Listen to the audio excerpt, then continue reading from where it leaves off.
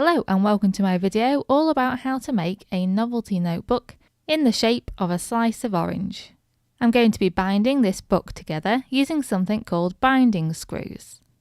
These are easy to find, usually under scrapbooking supplies, and you can get them in a variety of sizes depending on the number of pages you want in your notebook. Binding screws are not a permanent fixing, so the best thing about them is that once you've used up all your pages, you can then unscrew those binding screws, take all the pages out and replace them with brand new ones. Okay, so apart from those binding screws, what do you need?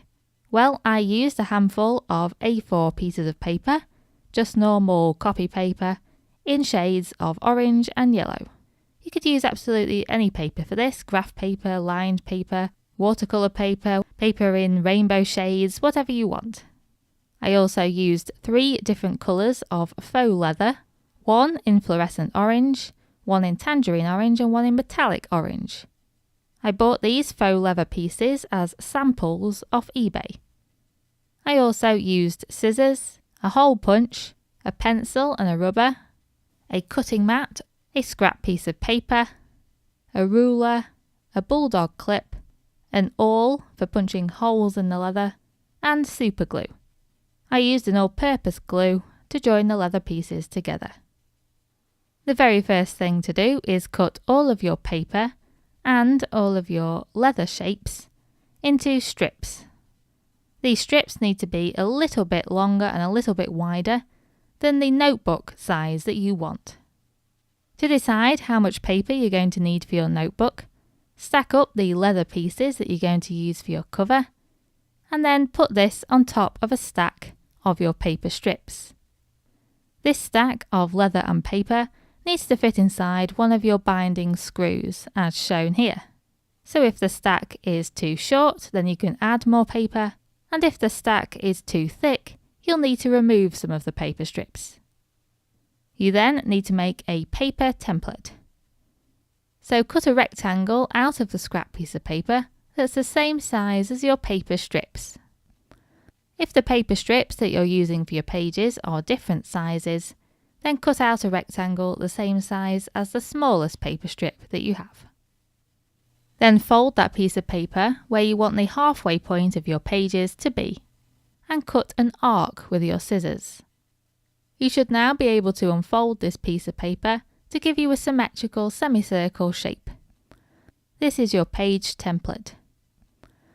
Because I can only cut through a few pieces of paper at a time with my scissors, I took a few of the paper strips and stacked them with the template on top.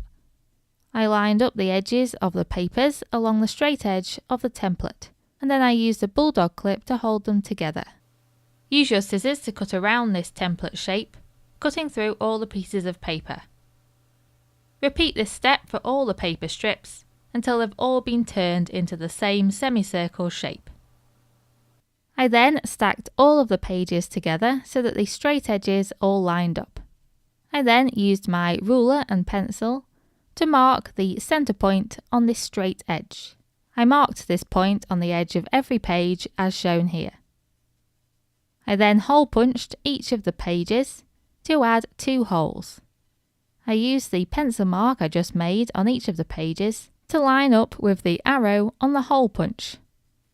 This made sure that the holes were in the same place on every page. And then use an eraser to remove the pencil marks. Now it's time to cut out the leather pieces for the cover. To do this, take your paper template and draw an orange slice design on one half. The reason you only have to draw half the design is because we want it to be symmetrical, as you'll see in a little while.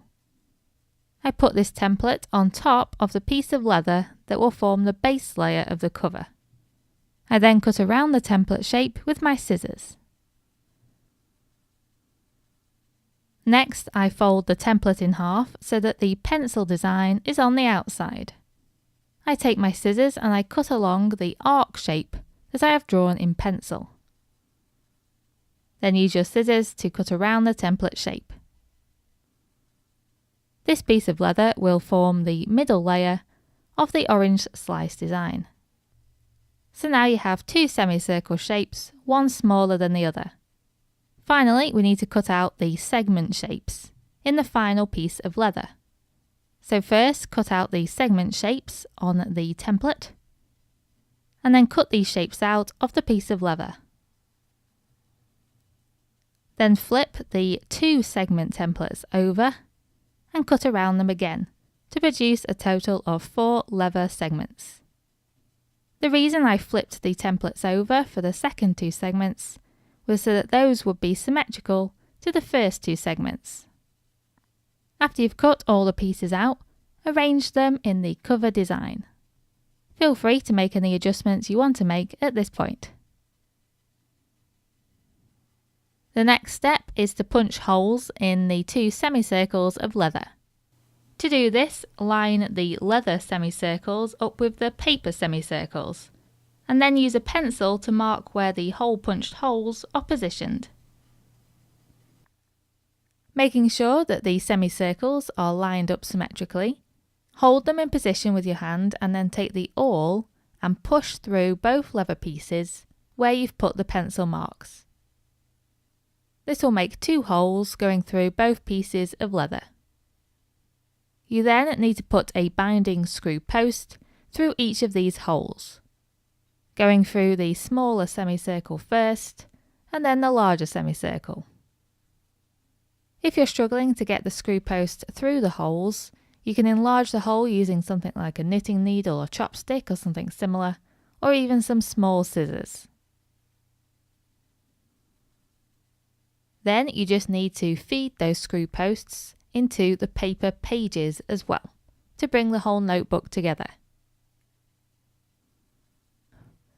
Once you've reached the top of those posts, then it's time to take the other half of the binding screws and attach them.